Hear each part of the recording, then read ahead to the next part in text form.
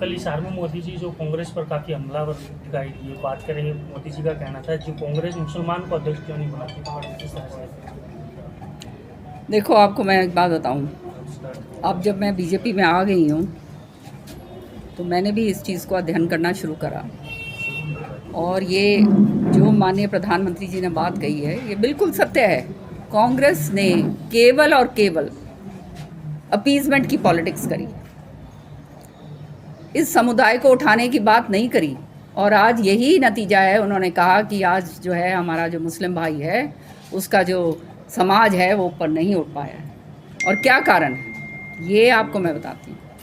ये एक बहुत ही, वो कहते हैं ना, दमदार आदमी ये काम कर सकता था जो इन्होंने करा है, ये वक्फ बिल।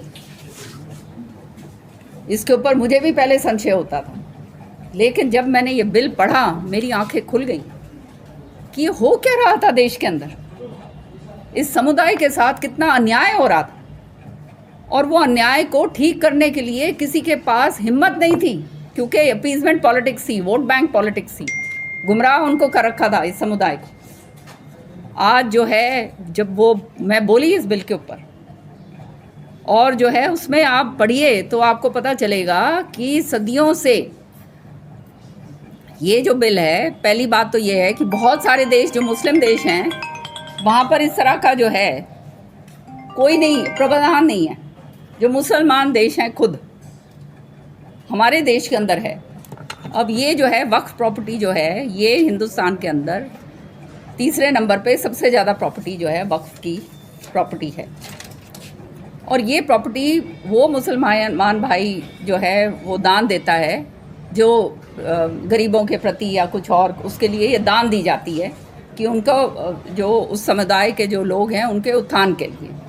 तो करोड़ों करोड़ों ये जो है ये प्रॉपर्टीज़ हैं महाराष्ट्र में, इधर उधर, हमारे भी हरियाणा के अंदर भी बहुत सारी प्रॉपर्टीज़ हैं। और इनका जो है केवल 3% भी इस्तेमाल नहीं हो रहा, समझ गए? तो कितनी, मतलब अगर ये किराए पे दी जाए या इसके ऊपर कोई इंस्टीट्यूशंस खोले जाएं, कोई और काम किया जाए, तो कितना भला जो है मुस्लिम समुदाय का हो सकता है। लेकिन चंद लोगों ने इसको घेर के रखा हुआ है।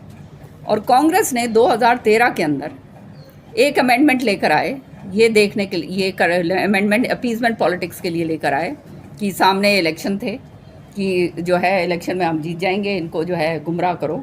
उसके अंदर ऐसे ऐसे प्रावधान डाल दिए गए जो बगैर डिस्कशन के डाले गए, और जो तो ये जो मुसलमानों में उनको मालूम ही नहीं है इन चीज़ों का, बेचारों को, उनको पूरी तरह से वंचित रखा गया है।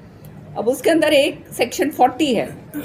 वो सेक्शन ऐसा है कि जहाँ पे भी उंगली टेकें ये वक्फ बोर्ड वाले, वो प्रॉपर्टी इनको, ये जो है उसका, ये इनके सारा का सारा इनके पास ही वो है कि भाई उसका कोई उसके अंदर ये नहीं कह सकता, ये खुद ही तय करेंगे ये प्रॉपर्टी वक्फ की है या नहीं है।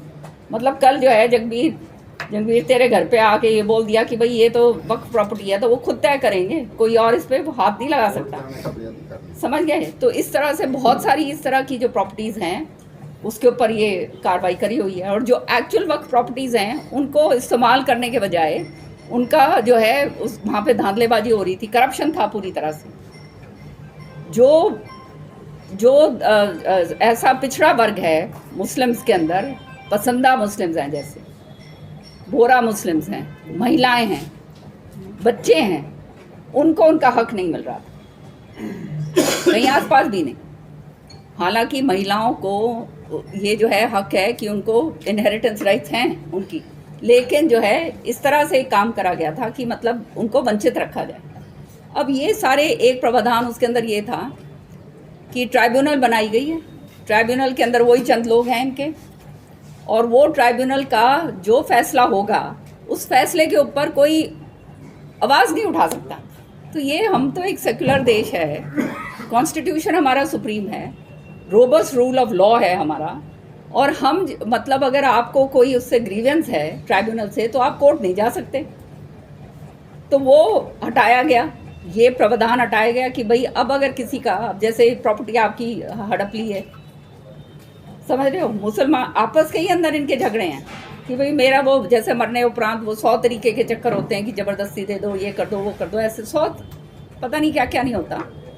तो आपका जो है आप उसके आगे अपील नहीं कर सकते हो। और जो इन्होंने ट्राइब्यूनल ने फैसला दे दिया वो पक्का फाइनल है। अब इस प्रावधान को हटाया गया कि अब वो फाइनल नहीं होगा, कोर्ट में आप जा सकते हो। तो इसमें क्या गड़बड़ है भाई बताओ, कोई गड़बड़ है? ये जो है सेक्शन 40 जो है 40 उसका जो प्रावधान है वो हटाया गया। उसके अंदर ये डाला गया है कि ये जो अब जो ये बोर्ड बनेगा उसमें 2 मेंबर बनेंगी महिलाएं। तो इसमें क्या गड़बड़ है? मुसलमान महिला मुसलमान ही बन रही है ना सारे के सारे, कोई और बाहर का तो नहीं आ रहा। सो इस तरह से, और फिर एक मेंबर उसके अंदर नॉन मुस्लिम डालेंगे, एक या 2 जो मेंबर्स हैं, ताकि वो जो है उसके अंदर जायज़ बात रहे।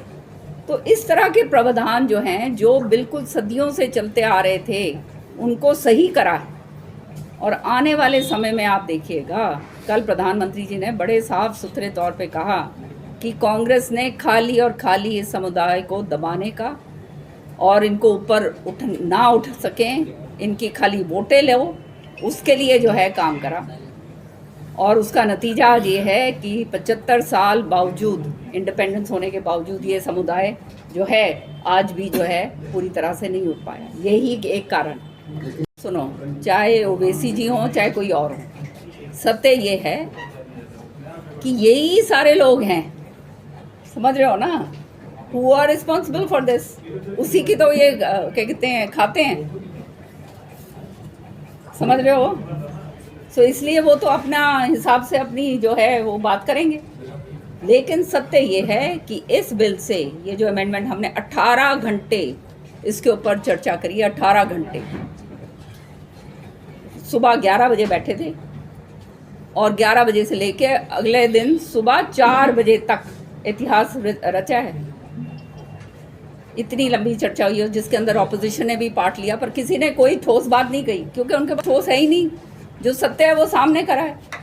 तो जो त्रुटियां थी इस बिल में, उनको त्रुटियों को सही करा गया है उन वंचित वर्गों के लिए कि जिनको फ़ायदा मिल सके। अब महिलाएं जो हैं, जो विडोज थी, उनको फ़ायदा मिलेगा। जो ऑर्फन बच्चे हैं, बिन माँ बाप के हैं, उनको जो है स्कॉलरशिप्स और इसका उनको फ़ायदा मिलेगा। जो इनके इंस्टीट्यूशंस जो अभी तक नहीं बने हैं, वो बड़े बड़े इंस्टीट्यूशंस बनेंगे। ज़मीन का तो आप ये बताओ, ज़मीन अगर खाली पड़ी हुई है, उसकी उपलब्धि नहीं हो रही है, तो इससे बड़ी बढ़ के बुरी बात क्या हो सकती। और वो जो है या किसी को दे रखी है या उसके ऊपर जो भी कर रहे हैं, और उसका जो है फ़ायदा जिस चीज़ के लिए दी गई है, क्योंकि ये अल्लाह की ज़मीन है, अल्लाह के नाम, तो वो अल्लाह के नाम जो ज़मीन है वो गरीब आदमियों के लिए जो है दी गई है। और इसके ऊपर कोई ये जो कह रहे हैं कि इनकी मस्जिदें ले ली जाएंगी, इनकी दरगाहें ले ली जाएंगी, ये सब झूठ बकवास। ये इनको गुमराह करने वाली बात है, ताकि इनको गुमराह करके रखो और वोट बैंक अपना वो करके रखो। आने वाले समय में देखना, यही लोग जो हैं 5-10 साल जब है, इसको आप देखोगे ना, जब इसका फ़ायदा पहुंचने लगेगा, तो यही लोग जो हैं मोदी जी को धन्यवाद करेंगे। बात करें हरियाणा में, तो कांग्रेस जो है आपकी पुरानी पार्टी रही, अब तक न नेता प्रतिपक्ष बना पाए हैं, न प्रदेश अध्यक्ष बना पाए हैं। क्या मानते हैं कि कांग्रेस का उतार हो गया और नीचे जाएगी? सब आप जानते हो भैया, मैं क्या उसके ऊपर टिप्पणी करूँ। अब आप देखो, कांग्रेस वर्किंग कमेटी हुई, उसके अंदर वही फ़ोटो सेशन हुआ, मतलब सब खाना पीना ये वो फ़ोटो खिंचवा के आ गए। कुछ उसमें से ठोस निकला? कुछ नहीं निकला। कोई एक ठोस रेजोल्यूशन नहीं निकला। जो बात कहते हैं उसके ऊपर कभी कार्रवाई नहीं होती। तो ये अभी से नहीं है, सालों सालों से होता आ रहा है। और पहले तो मैं बोल नहीं सकती थी क्योंकि मैं उसका पार्ट थी। लेकिन सत्य ये है कि इन्होंने अपने ही पाँव के ऊपर जानकर ये कुल्हाड़ी मारते जाते। सेल्फ डिस्ट्रक्टिव पार्टी अगर कोई है तो वो कांग्रेस। और आने वाले समय में अब ये कितना दुर्भाग्य की बात है। देखो, एक स्ट्रॉन्ग ऑपोजिशन होना बहुत ज़रूरी है प्रजातंत्र के अंदर। अगर ऑपोजिशन मजबूत नहीं होगा तो सरकार जो है सरकार को चलाने के लिए एक स्ट्रॉन्ग ऑपोजिशन ज़रूरी होता है, ताकि वो उसको आईना दिखाता रहे। लेकिन यहाँ पर तो सारा कुछ जो उनके हाथ मिले हुए हैं, पूरी तरह से मिले हुए हैं। और क्यों मिले हुए हैं ये भी आप जानते हो।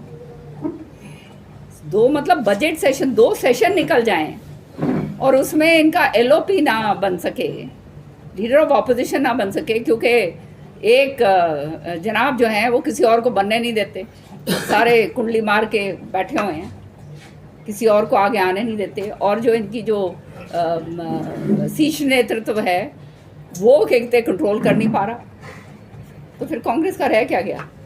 तो हम तो ये चाहेंगे कि ये इसी तरह से काम बनता रहे, इसी तरह से चलता रहे, हाथ ये हमारे साथ मिला के बैठे रहें हमारा काम चलता है बढ़िया। भूपेंद्र हुड्डा ने बयान दिया कि क्या लोग को सोच करके जो है वो सरकार बना ली। अब छोड़िए इनको, क्या